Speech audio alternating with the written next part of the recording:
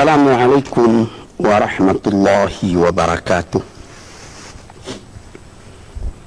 Para pendengar dan peminat kuliah-kuliah saya di dalam kaset ini di seluruh tanah air Indonesia yang saya cintai, di gunung, di lembah, di kampung, di negeri, di mana saja kaset ini diputar. Dalam kuliah saya hari ini akan saya terangkan suatu hal pula di dalam kehidupan kita kaum muslimin yang menjadi minat daripada seluruh kita yang beriman kepada Tuhan, ialah mengerjakan haji ke Mekah Al-Mukarramah dan berziarah ke makam Rasulullah sallallahu alaihi wasallam di Madinatul Munawwarah. Setiap tahun kita bangsa Indonesia yang jauh ini, yang disebut orang fi Syarqil Aqsa, di tanah timur yang jauh, telah beratus-ratus tahun sejak zaman dulu, masa ke Mekah masih naik kapal layar, namun kecintaan buat mengerjakan haji itu tidak kurang daripada kecintaan negeri-negeri lain di dunia ini.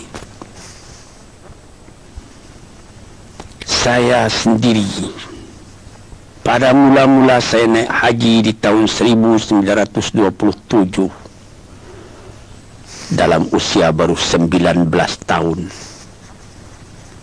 Ketika itu harga karet sedang membumbung naik harga getah di Jambi dan di tempat-tempat lain. Dan sewa kapal ketika itu, karena belum ada kapal udara sebagai sekarang, baru 165 rupiah pergi dan balik. Berduyun orang yang pergi. Dan waktu itu 165 rupiah pun sudah mahal. Dari tahun ke tahun, belum pernah turun sewa kapal itu. Pada tahun 1950, sesudah penyerahan kedaulatan dari Belanda kepada kita di bulan Desember 49, maka dekat-dekat bulan Agustus 1950 saya berangkat ke Mekah sebagai anggota MPH, Majelis Pimpinan Haji. Kabarnya konon sewa kapal pada waktu itu baru 7.000 rupiah pergi dan balik. Kerinduan orang buat naik haji sama saja, baik di waktu harga tiket 165 rupiah pulang balik atau 7.000 rupiah pulang balik atau 1,5 juta rupiah pulang balik, atau sekarang ini sudah lebih lagi dan belum pernah turun. Namun jumlah orang yang naik haji, orang yang berminat naik haji, tidak berkurang dari tahun ke tahun. Barangkali inilah salah satu mustajabnya permohonan Nabi Ibrahim kepada Tuhan, sebagaimana tersebut di dalam Al-Quran surat Ibrahim. Waj'al af'idatan minan nasi tahwi ilaihim. Ya Tuhanku, jadikanlah hati manusia tertarik buat datang ke sana. Datang ke sana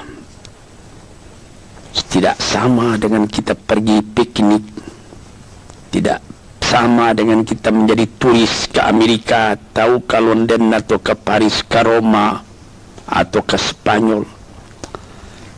ke Alabama atau ke Nebraska, ke Texas atau ke San Francisco, tidak sama. Kita ke sana buat beribadat. Kita dipanggil oleh Tuhan. Sekurang-kurangnya sekali seumur hidup kita, man istata'a ilaihi sabila. Orang-orang yang sanggup berjalan ke sana. Sehingga ada mazhab lama yang mengatakan berjalan betul-betul sanggup hendaknya ke sana. Seketika saya naik haji bersama istri saya di tahun 1968. Ketika kami naik mobil dari Madinah akan menuju Mekah. Di tengah jalan bertemu satu orang dari Afghanistan berjalan kaki hendak pergi ke Madinah. Saya hentikan mobil kami, saya turun, saya berikan sedikit hadiah kepadanya untuk perjalanannya. Menggelanggang air matanya, lalu perjalanan diteruskannya juga. Semua orang yang ada agak sedikit iman dalam hatinya ingin buat pergi ke sana. Kejadian ini dapat kita ingatkan. Almarhum Presiden Soekarno sudah pernah naik haji. Kabarnya konon sampai ke makam Rasulullah di Madinah, beliau tidak tahan keluar air matanya ketika menghadapi kubur Rasulullah itu. Bung Hatta pun demikian pula, semua telah almarhum. Malah yang paling akhir, Nyonya Fatmawati, bekas istri daripada Bung Karno, dia berniat mulanya hendak naik haji bersama-sama dengan ayahnya di tahun 1979. Rupanya sebelum tahun 1980 ayahnya meninggal. Maka disampaikannya juga niatnya, meskipun belum akan dapat naik haji, dia pergi umrah. Selesai mengerjakan umrah, dia pulang ke tanah air, singgah di Kuala Lumpur. Di satu hotel dia meninggal dunia. Demikianlah hati tiap-tiap orang Islam, bagaimana kecintaannya buat pergi ke tanah suci itu. Dia tahu tanah suci tidak serupa dengan Paris, dengan London, dengan Roma, dengan Spanyol, dengan Nebraska, dengan Alabama, dan lain-lain. Di sana kalau musim panas terlalu panas, musim dingin terlalu dingin. Tapi apabila kita telah datang kembali ke tanah air, teringat musim dingin di sana, tapi di sini kita tidak kedinginan. Cuma jadi ingatan saja. Dengan segala kerendahan hati saya berkata, tuan-tuan, saya sudah pergi ke tanah suci itu baru 12 kali. Saya sudah pergi ke London 2 kali. Tidak ada niat saya buat ke London lagi, tidak. Saya sudah pergi ke Spanyol, tidak ada niat lagi buat melihat bekas Masjid Alhambra, Cordova, Granada, Sevilla, tidak. Saya sudah merasakan ributnya di New York, di Jepang, dan lain-lain. Tapi tidak ada kerinduan buat datang lagi ke sana, tidak. Ya, kalau datang panggilan atau datang undangan, pergi juga, tapi tidak seperti ke Mekah. Tidak dapat itu apakah ini termasuk yang irasional, kata orang, di luar ungkapan akal. Dan ini apakah termasuk emosi, tidak tahulah. Tapi terbayang itu Ka'bah, terbayang sumur Zam-Zam, makam Ibrahim, sembahyang di makam Ibrahim, Allah, Hajarul Aswad, menciumnya. Puas hati pada waktu itu. Habis tawaf, berdiri ke Multazam, bergantung pada baju Ka'bah, menekur kepala tapi hati melanjut ke atas, mengingat Tuhan, memohonkan ampunnya dan ridha-Nya. Dan kalau pada 9 hari bulan Dzulhijjah wukuf di Arafah, sudah berapa kali saya wukuf, tidak dapat saya gambarkan. Tiap wukuf, tiap air mata titik tergambar padang mahsyar yang akan kita tempuh di belakang hari. Tergambar pertemuan segala manusia yang menghamparkan sayapnya di hadapan ilahi, memohon ampun dari ridhanya, memohon taufik dan hidayatnya, diizinkan pulang kembali ke tempat asalnya, ke kampung halamannya, buat menyebarkan akidah tauhid dalam kalangan umat. Apalagi kalau saudara sampai pula ke Madinatul Munawwarah, tempat Nabi kita hijrah. 10 tahun beliau tinggal di sana, berjuang siang malam menegakkan tauhid, memperkuat irfan, pengenalan dengan Allah. Tuan-tuan yang terhormat, apabila tuan masuk ke dalam Masjid Madinah itu, selesai sembahyang, tuan pergi ke Raudah. Mula-mula tuan sembahyang di Raudah yang dikatakan oleh Nabi, inna ma baina qabri wa mimbari raudatu min riyadil jannah.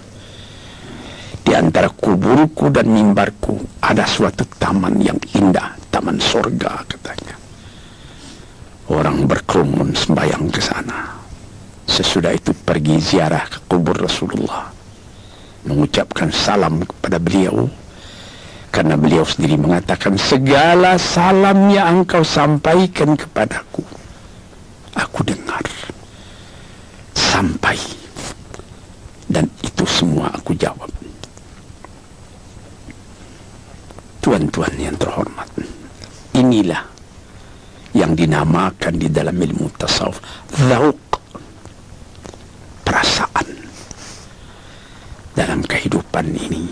Di samping akal, di samping iradah, kemauan, ada lagi namanya atifah, perasaan. Perasaan inilah yang kita didik dengan segala ibadat yang kita kerjakan, seperti tahajud tengah malam atau ketika naik haji tadi. Tuan-tuan, saudara-saudaraku yang kuhormati, kita pun tahu bagaimana banyaknya yang harus kita kerjakan, syarat-syarat yang mesti kita penuhi. Mula-mula menyetor uang kepada bank, sesudah kita mendapat keinginan buat pergi di store ONH, ongkos naik haji, menunggu bulannya, menunggu waktunya. Kita naik kapal terbang atau naik kapal api, dan biasa kebanyakan sekarang ini kapal terbang. Dahulu dengan kapal haji 14 hari pergi, 14 hari pulang, 28 hari. Di sana kita agak 3 bulan, sekarang lebih cepat. Ke sana kita paling banyak 10 jam, pulang 10 jam, 20 jam. Di sana pun agak 40 hari atau kurang lagi. Tetapi saya juga pernah melihat kawan saya, dia datang dengan kapal terbang ke Mekah. Selesai dia mengerjakan haji, tiba-tiba sudah lekas mesti pulang, menangis dia. Yang lebih menjadikan kita punya air mata titik lagi waktu tawaf wada, mengerjakan tawaf selamat tinggal, selamat berpisah dengan Ka'bah itu sendiri. Sehingga ada orang yang berjalan menghadap terus ke Ka'bah walaupun dia akan keluar. Tiba di pintu akan keluar dari masjid itu, titik air mata yang minta kepada Tuhan, beri aku kesempatan lagi ya Allah, buat datang ke tempat ini. Saya sendiri pun pernah waktu asar saya masuk ke Masjid Madinah. Sesudah tahiyatul masjid 2 rakaat, saya duduk di sebelah kiri saya kubur Rasulullah. Saya berkata seorang diri, tidak didengar oleh orang lain, tapi didengar oleh semangat saya sendiri. Ya Rasulullah, saya katakan, yang berada di sebelah kiri saya sekarang ini, barangkali waktu engkau hidup, engkau sendiri tidak menyangka bahwa ke tempat saya yang jauh, ke tanah Sirah, sungai Batang meninjau di tepi danau, di pulau Sumatera. Di sana berdiri masjid-masjid. Besarnya menurut kebesaran atau kekecilan penduduk di tempat itu. Dari seberang ke seberang danau kedengaran azan memanggil buat sembahyang. Ke sana agama ini telah pun masuk, ya Rasulullah. Kami telah datang kemari. Haraplah engkau tahu, haraplah engkau terima umatmu ini. Hati kami selalu terpaut kepada engkau. Nah, ini salah satu perasaan yang dirasakan ketika mengerjakan haji tadi.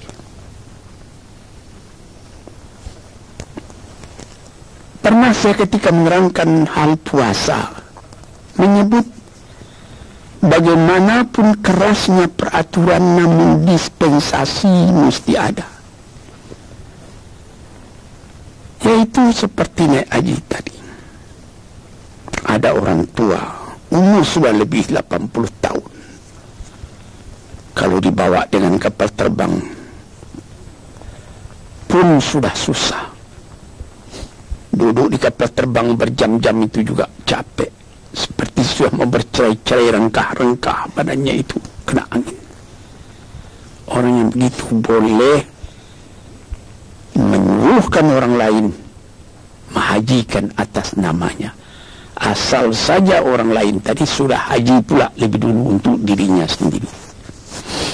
Malah di dalam suatu hadis yang dirawikan oleh Daruqutni dikatakan, kalau ayahmu telah meninggal, ibumu pun telah meninggal, engkau boleh menghajikan dia.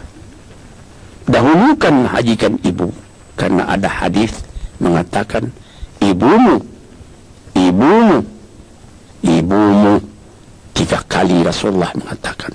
Jadi dahulukan menghajikan ibu daripada menghajikan ayah kalau beliau-beliau belum haji. Di sini kita melihat lagi dispensasi yang diberikan Tuhan. Mesti di mana? Man istata'a ilaihi sabila, kita sanggup ke sana. Kalau tak sanggup lagi, cuma mengirim cinta, menunjukkan ketaatan, diterima juga oleh Tuhan. Para pendengar yang terhormat, para pendengar yang saya cintai, ini menjadi rukun yang kelima daripada kita mengerjakan agama. Syahadat kelas 1, salat kelas 2, puasa kelas 3, zakat kelas 4, haji kelas 5. Itulah perumpamaan yang populer dalam kehidupan kita. Sehingga dikatakan oleh Nabi, Al-Hajjul Mabrur laisa lahu jazaan illal jannah. Laisa lahu jazaun illal jannah. Haji yang mabrur itu, haji yang diterima oleh Allah itu, tidak ada pahala yang lain kecuali surga. Tuan-tuan bisa menimbang sendiri, apakah ujiannya haji yang mabrur itu? Haji yang mabrur itu terasa kalau kita pulang dari sana. Hati itu terus terpaut juga ke sana. Ka'bah berdiri di Mekah, Tetapi setelah kita naik haji, dia berdiri dalam hati kita. Dia berdiri dalam ingatan kita. Dia terbayang terus seakan-akan di hadapan kita. Terbayangnya Ka'bah tadi memperingati pula, memberi peringatan kepada kehidupan kita.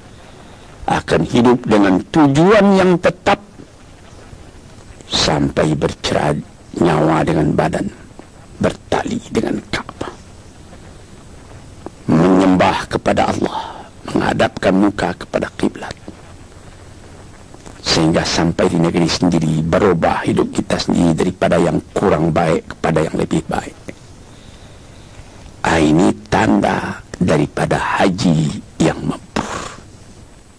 Para pendengar dan para peminat yang saya cintai, di dalam mengerjakan haji itu, haji besar, Al-Hajjul Akbar, haji besar itu ialah 9 hari bulan Dzulhijjah, ketika kita wukuf di Arafah. Besoknya 10 bulan Dzulhijjah, kita sudah bergegas cepat menuju Makkah buat tawaf ifadah. Sesudah itu kita kembali ke Mina, barang 2 atau 3 hari. Di dalam Al-Quran dikatakannya, faman ta'ajjala fi yaumaini fala itsma alaih. 2 hari tak berdosa, 3 hari pun tidak. 5 nittaqa, barang siapa yang kuat sampai 3 hari. Yang penting sangat kita perhatikan ketika kita mulai akan naik haji ataupun umrah, yaitu haji kecil yang kita kerjakan pada setiap waktu, seperti waktu sekarang ini bukan musim haji, sebagaimana yang dilakukan oleh Ibu Fatmawati, Ibu Rahmi Hatta dan lain-lain pada umrah yang telah lalu tahun 1400 Hijriah. Maka mengerjakan haji itu kita disuruh memakai pakaian yang lain dari pakaian yang biasa, yaitu pakaian ihram. Pakaian ihram bagi kita laki-laki ialah 2 helai kain yang tidak dijahit, tidak dikarungkan. Pertama, untuk penutup aurat kita diikatkan ke pinggang. Kedua, menjadi selimut kita yang diselempangkan di bahu kita. Ini pakaian yang sangat dianjurkan ialah kain putih. Karena ini sudah terjadi beratus beribu tahun, maka telah diperbuat orang kain yang khas untuk ihram, yaitu handuk besar. Biasa dijual orang di Jeddah. Bahkan sekarang pun, pada tahun-tahun yang sudah disedia kain-kain ihram itu dijual di toko Sarinah di Jalan Tamrin. Apa hikmatnya memakai pakaian ini? Supaya terasa betul kesamaan kita di hadapan Allah. Inna akramakum indallahi atqakum. Kamu yang paling mulia di hadapan Allah ialah orang yang paling takwa hatinya, paling menyerah jiwanya kepada Tuhan.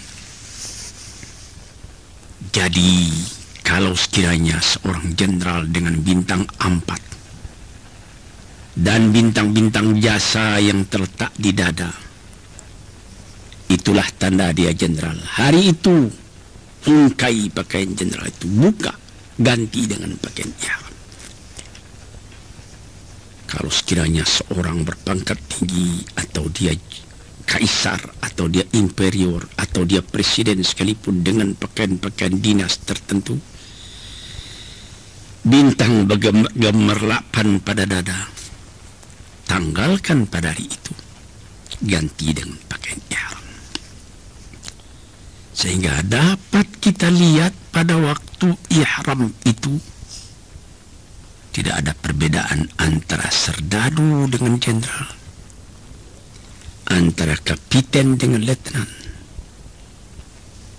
antara petani dari rimba-rimba sebelah Yaman atau sebelah Najd dengan penggembala unta kaum Badui dari padang pasir, antara datuk-datuk dari Minangkabau, antara raden-raden dari tanah Jawa, antara andi-andi dari Sulawesi, antara gusti-gusti dari Kalimantan, antara para pangeran dari Jawa, dan lain-lain.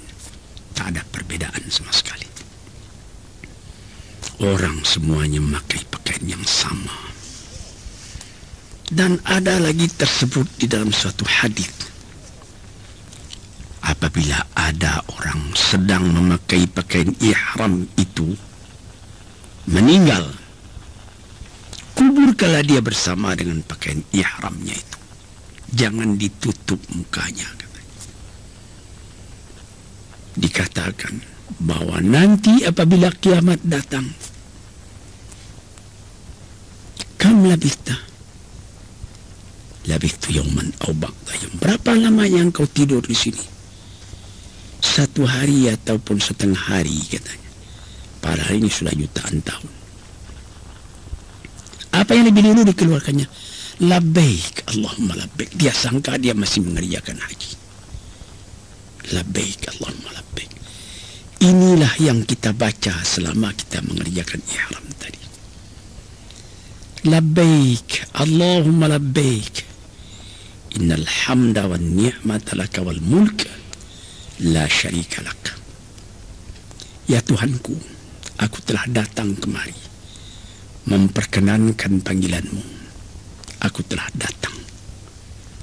Tidak ada syarikat bagi engkau, tak ada sekutu bagi engkau, esa engkau tidak bersekutu dengan yang lain. Segala puji-pujian, segala kekuasaan, semuanya di tangan engkau. Tidak ada sekutu engkau dengan yang lain. Inilah yang dibaca pada waktu itu. Tuan-tuan yang terhormat, seakan-akan terbayang di hadapan kita bagaimana ratanya padang Arafah itu. Jauh saujana mata memandang padang Arafah. Khaimah-khaimah berdiri beratus ribu banyaknya.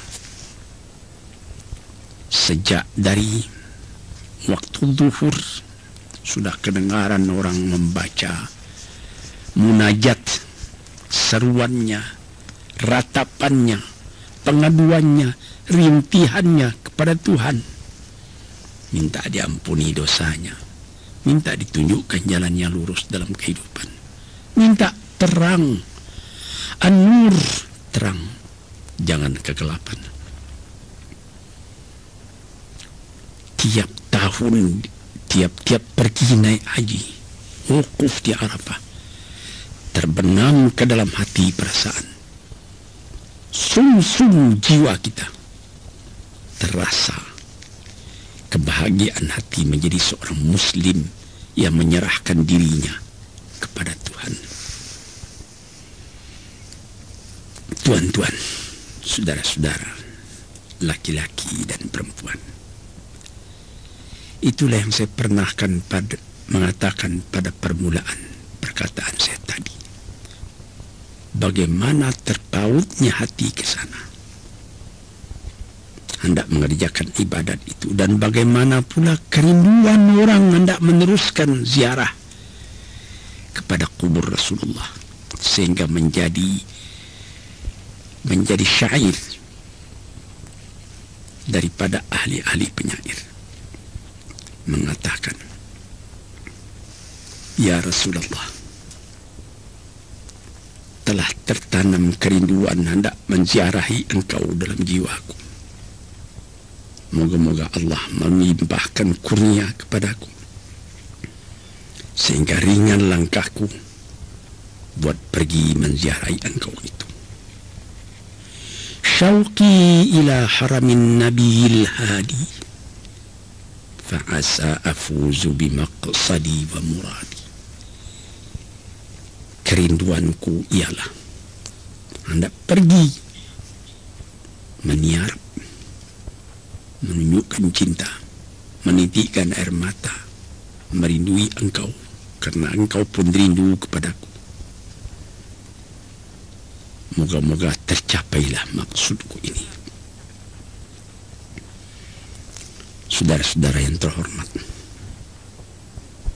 saya katakan tadi, haji yang mabrur itu tidak ada yang lainnya akan dia terima melainkan diterima Tuhan di dalam surga. Haji yang mabrur itu kayaumin waladatul ummu. Haji yang mabrur itu membuat orang setelah selesai haji sama dengan waktu dia lahir daripada perut ibunya. Bersih dia daripada dosa. Hadirin dan hadirat yang saya cintai, yang saya muliakan, inilah beberapa tanda-tanda daripada kita orang Islam. Dan ada perkataan peringatan yang agak keras daripada Sayyidina Umar ibn Khattab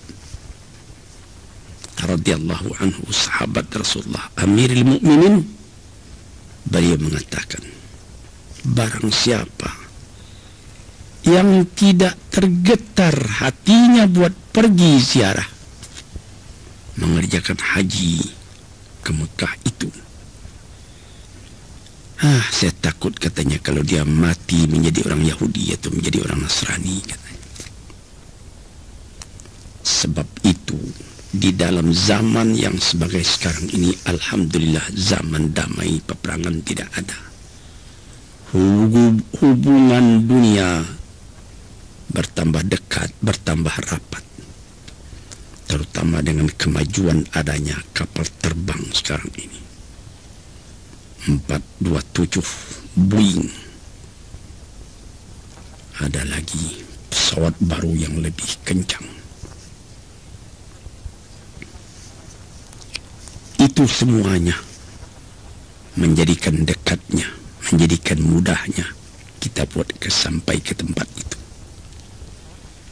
Kita melihat bukit-bukit, gunung-gunung, kelihatan Jabal Nur yang kalau kita keluar dari kota Mekah kira-kira setengah jam sudah kelihatan puncak dari bukit itu.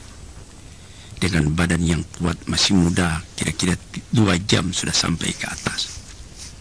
Atau Jabal Thur, tempat Nabi Muhammad bersembunyi waktu dia akan pindah ke Madinah bersama Abu Bakar, yang di situ datang ayat Thaniyasnaini idhuma fil ghari idh qala li sahibihi la tahzan innallaha ma'ana. Seketika dia berdua dengan sahabatnya Abu Bakar berlindung di dalam gua Jabal Thur itu. Orang sudah mengancam dari luar. Abu Bakar sudah cemas. Kalau Nabi kelihatan, bukan dia cemas jiwanya sendiri, biar dia mati asal Nabi jangan tersinggung. Tapi Nabi membujuknya, la tahzan, kau jangan berduka cita, Allah bersama kita. Hadirin, saudara-saudaraku, laki-laki dan perempuan, semuanya ini adalah hal-hal kejadian yang kita alami semuanya dan lekat dalam hati kita, dan kita ingin berulang kembali.